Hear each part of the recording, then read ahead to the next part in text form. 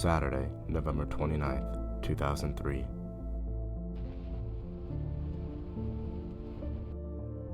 In the small, southeastern Arkansas town of Hazelton, a community of just under 25,000 residents, began what seemed like an ordinary late November weekend. Unaware that, by nightfall, their own town would become the center of one of the most destructive tornado outbreaks in Arkansas history. Doppler radar showed this tornado moving east at 60 miles per hour. Tornado emergency for Hazelton. Just the day before, November 28th, 2003, Black Friday. Black Friday weekend in 2003 was a major event in Hazelton. A newly released camcorder, the Canon Allura 40MC, had gone on sale in stores across town. For many residents, the weekend was spent testing out the new camcorder and recording everyday life around town, completely unaware of what would unfold the following day. One person impacted was 20-year-old Henry Clark of Phoenix, Arizona. A student at Arizona State University, Henry had traveled to Hazelton to visit longtime friend Oliver Morris, an Arkansas native he had known since high school in Fayetteville. What were you guys doing that weekend? Honestly, we didn't really have anything planned. We weren't doing much, mostly just hanging out. We were really excited about that new camera, though. I mean, now it seems stupid, but back then it was like a huge thing, really. The Canon? Yeah, the Allura. Everybody wanted one. It was mostly because it was small compared to the old camcorders people had before. I remember we kept filming stuff around town with it all day, too. What kind of stuff? Literally, like, everything. Driving around, I remember we went to Subway. We're for like downtown, random roads. To us, this was as amazing at that time. Obviously now, it's pathetic, but... At the time, did you have any idea that the weather could get that bad? No, not even close. We heard there could be storms, but it's Arkansas. You hear that all the time. I don't think anybody thought 4 tornadoes were about to hit town, that's for sure. For Henry and Oliver, the new camera quickly became the focus of the weekend. Throughout the day, the two filmed nearly everything around them. Downtown, local stores, restaurants, empty roads, and the quiet streets of Hazelton late at night. Much of the footage was casual and unplanned, recorded simply to test the camera's zoom, low-light capability, and image quality. At the time, the recordings appeared completely ordinary. By the evening of November 28th, the camera had already captured hours of life around Hazelton. Little did they know they were capturing some of Hazelton's last moments before disaster.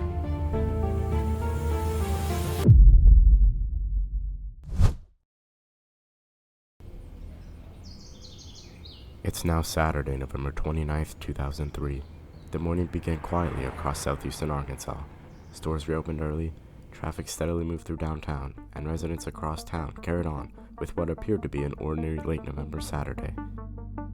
At the same time, however, meteorologists across Arkansas had already begun monitoring a rapidly developing severe weather setup. By early afternoon, atmospheric conditions across southeastern Arkansas had become increasingly unstable.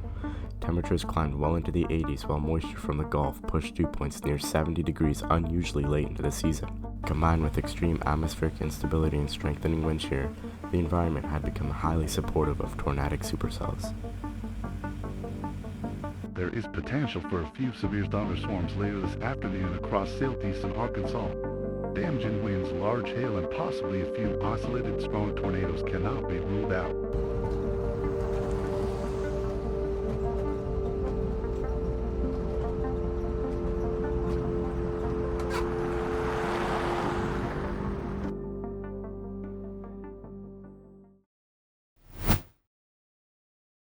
At approximately 2:16 p.m. local time, longtime Arkansas storm chaser Daniel Harper began documenting a rapidly lowering wall cloud several miles south of town. A resident of Pine Bluff, Arkansas, Daniel had spent more than 2 decades photographing severe weather across the southern United States. Friends and family later described him as a quiet but deeply passionate weather enthusiast who rarely missed a severe weather setup anywhere near eastern Arkansas. Daniel would later pass away from natural causes in 2023 at the age of 68.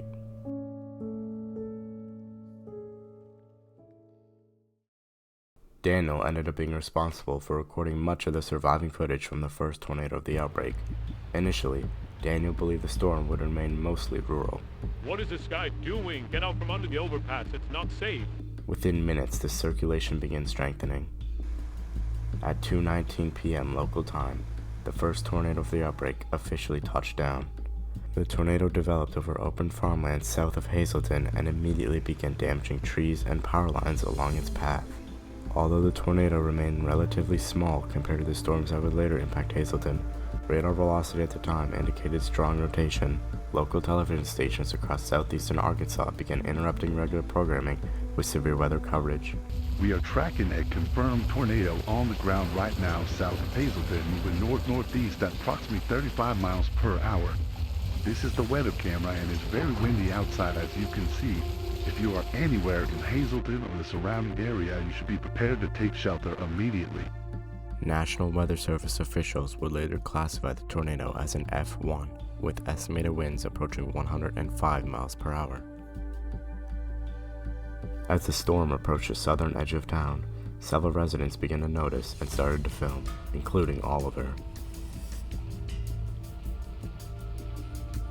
At 2:29 p.m. local time, the National Weather Service issued the first tornado warning of the day for Hazelton. Oliver pointed the camera outside his southern window and immediately saw the tornado headed straight for town. At the same time, 34-year-old gas station employee Michael Turner was working an afternoon shift at a small station along the south side of Hazelton. Turner had initially heard tornado sirens, then picked up his camera and headed outside, only to observe the approaching storm. Tornado sounds just went up. I think there's a tornado. Is a recording. Okay, I think there's a tornado outside. Oh my, holy that's coming straight for us. Instead, he was met with the first tornado of the outbreak moving directly toward him. Looks like a perfect tornado is coming for me. I have to get to shelter, community shelter. The sound, like you can hear the roar. It sounds like a train. Michael's footage quickly became one of the closest recordings captured during the early stages of the outbreak. Despite its appearance, the tornado would begin weakening shortly before reaching the southern edge of Hazelton. At approximately 2:32 p.m., the tornado dissipated, just south of downtown Hazelton. Local Randy Williams captured the final moments of the lifted tornado, again using the newly released camera. The tornado caused limited structural damage and no fatalities. For many residents, the storm appeared to be just a close call. Although the first tornado had dissipated, no one could ever prepare for what was about to come.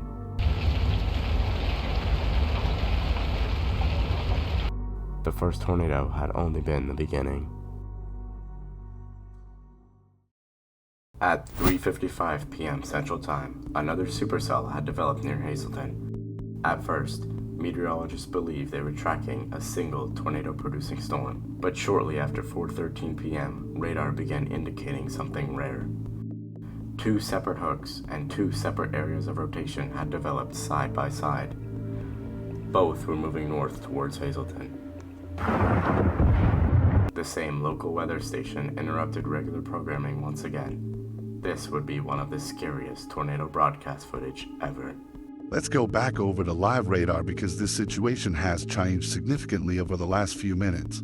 What you're seeing here are two distinct hook echoes located just south of Hazelton. It looks like one, but there is two on top of each other. That means we're tracking two separate rotating supercells, both capable of producing large tornadoes. This western circulation is moving north-northeast and will impact the western side of Hazelton. At the same time, this eastern circulation is following a nearly parallel track towards the eastern side of town. Both storms are intensifying and both are on a collision course with Hazelton. They are likely producing tornadoes or are about to produce a tornado. If you live anywhere in the city, you need to be in your safe place immediately. This is an extremely dangerous situation. Do not try to drive away. Do not go outside to look. Get underground or to the lowest interior room of a sturdy building now. Put as many walls between you and the outside as possible. Within minutes, both tornadoes were on the ground. Several miles on the southwestern edge of town, one resident began recording from their backyard after spotting a large tornado approaching from the south. At first, only one tornado was visible. Wow. This thing looks crazy. It's like it's not moving. As the tornadoes continued to head north, it became clear that both would hit Hazelton. Near downtown, bakery owner Sarah Mitchell began to record as sirens began in Hazelton for a second time that day. Daryl, look at this thing. Oh my. It's going for the houses. No. She couldn't Daryl, believe look. what she was seeing.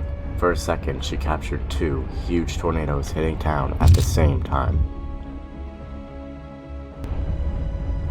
One in the eastern side of town, the other in the southern part of town. This is insane. Oh my god. I gotta turn this. Shortly after turning off her camera, she began to record again, this time capturing power flashes and debris flying in the air as the eastern tornado ripped through the residential part of Hazelton. 2 tornadoes, 1 city. At 4:30 p.m., a local law office employee captured the moment the National Weather Service upgraded the warning to a tornado emergency.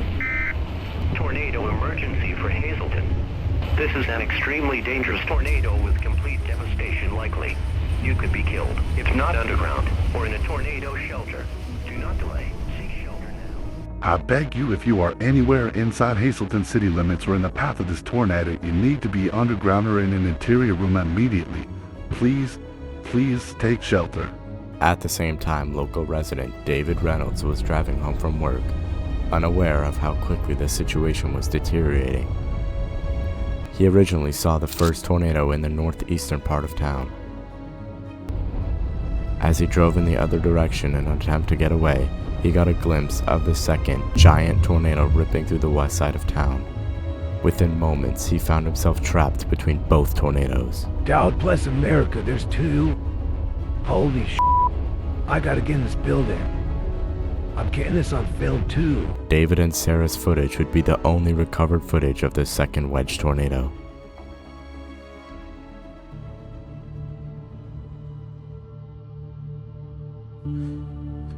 That one storm that day is the exact reason why I moved down here to Palm Beach County in Florida. Cause I really had that feeling in that moment that I was gonna lose my life. And there was a point where I just accepted my fate, especially when I hopped out the truck. And in a sweater and pants, I hopped out the truck and I realized the entrance of the building wasn't even on the right side, except the same side that I was on. So here I was, walking down on the sidewalk with the giant tornado straight ahead. And I'm just scrambling, looking for this entrance. And I genuinely thought my life was over right there. And that was the scariest moment in my life, like ever. And then here I am, I walk in the building and I don't see nobody at all. And as I walk in, I don't even realize I'm still recording. I just kind of had the camera with me and it was already on. And I look outside and the power's out in the building, so it's completely dark. The power's out in the city everywhere. And there was like some tint or a shade on the window that made it look like it was nighttime outside. And my eyes, I just didn't believe what I was looking at. I didn't even know what I was looking at. Giant tornado, and I didn't even realize I was recording either. I kind of just was pointing the camera. And there was a basement, so everyone was in the basement. I didn't even know there was a basement because I couldn't hear anyone. I mean, the tornado sounded like a train from inside the building. And looking back at it, I probably should have put the camera down. It probably would have been safer, but I'm here right now. I'm alive and I'm thankful. And that was the scariest day of my life for sure. Over the next several minutes, David would end up filming both the tornadoes leaving Hazelton, continuing north.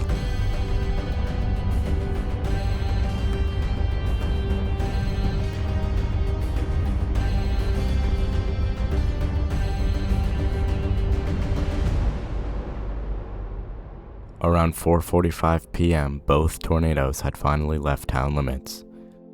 The western wedge tornado was rated F4, with estimated wind speeds approaching 170 miles per hour. The eastern tornado was also rated F4, with estimated wind speeds approaching 185 miles per hour.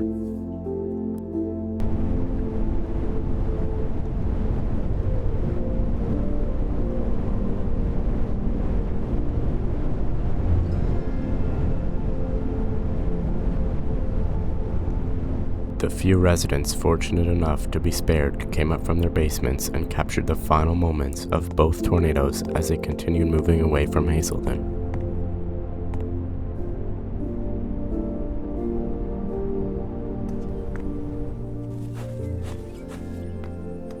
As the storms cleared out, news helicopters began getting aerial views of the city, and the scale of the damage in some parts of town became impossible to ignore.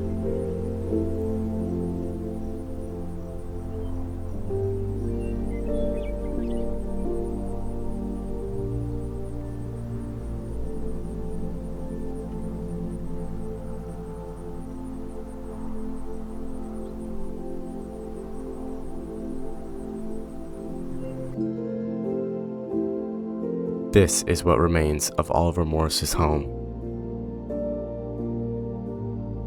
Just a few hours earlier, this house was filled with everyday life and character. In a matter of minutes, everything changed. The place where he had built his life was left shattered, with only a couple walls of the home still standing. And somehow, Mother Nature still had more in store for Hazelton. Across town, firefighters, police officers, and paramedics rushed into neighborhoods that only minutes earlier had been struck by two violent tornadoes. Roads were buried beneath trees, power lines, and debris. Communication throughout much of the city had become nearly impossible.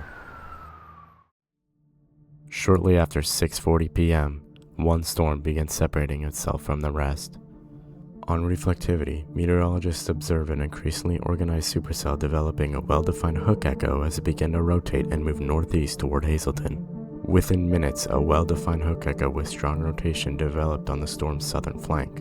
Radar indicated that the storm was rotating, and its projected path was taking it directly toward Hazelton.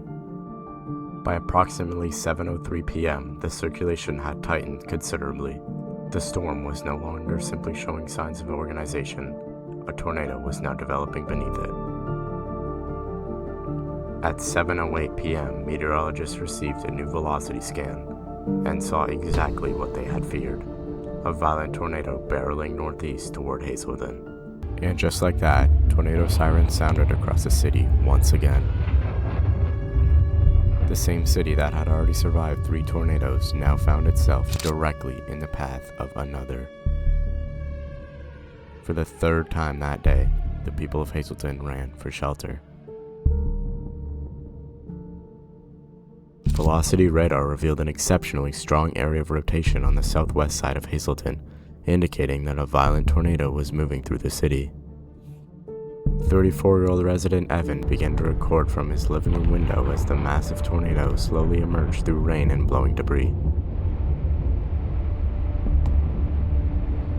Evan would have one of the best views of this tornado as it came towards his house.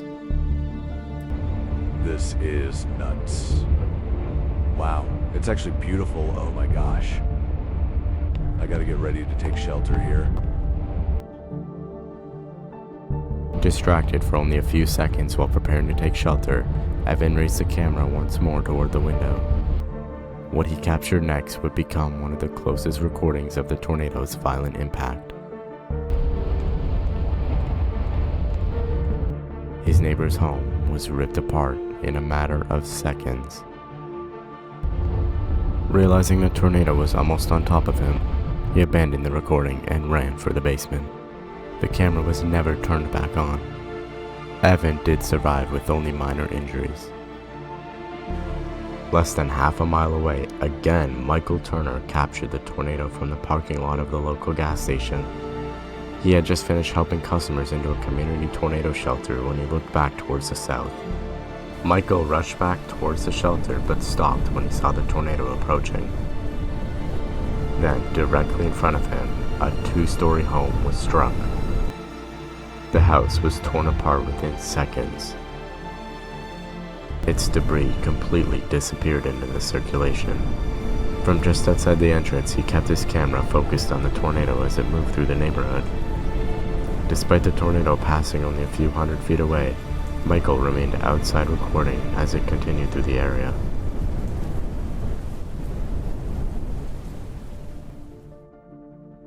Survey teams determined that the level of structural destruction was consistent with an F5 tornado, with winds estimated to have approached 215 miles per hour. Footage of 2 well-built homes being torn apart in a matter of seconds provided the National Weather Service with crucial evidence of the tornado's extreme intensity. This is what reflectivity radar was showing as the tornado exceeded city limits at 7:30 p.m. But across the city, emergency response was only beginning. Large portions of the city were without power. The true scale of what had happened remained hidden by darkness. Search and rescue operations continued through the night.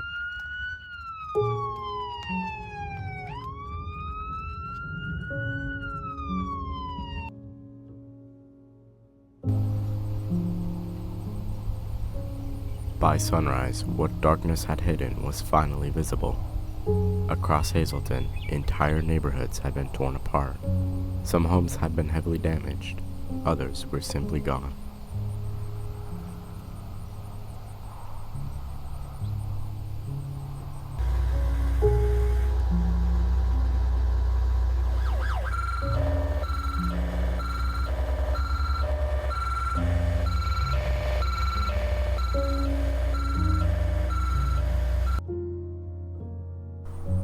National Weather Service survey teams arrived in Hazelton early Sunday morning. Investigators began following the tornado's path through the city, examining damaged homes, businesses, trees, and other structures to determine the intensity of each tornado.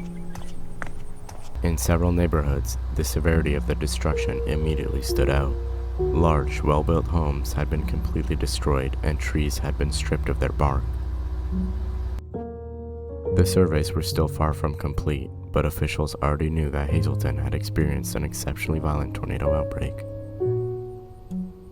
We currently have survey teams working multiple damage paths throughout the city. At this time, those surveys are still ongoing, and we are not prepared to provide final intensity ratings for each tornado.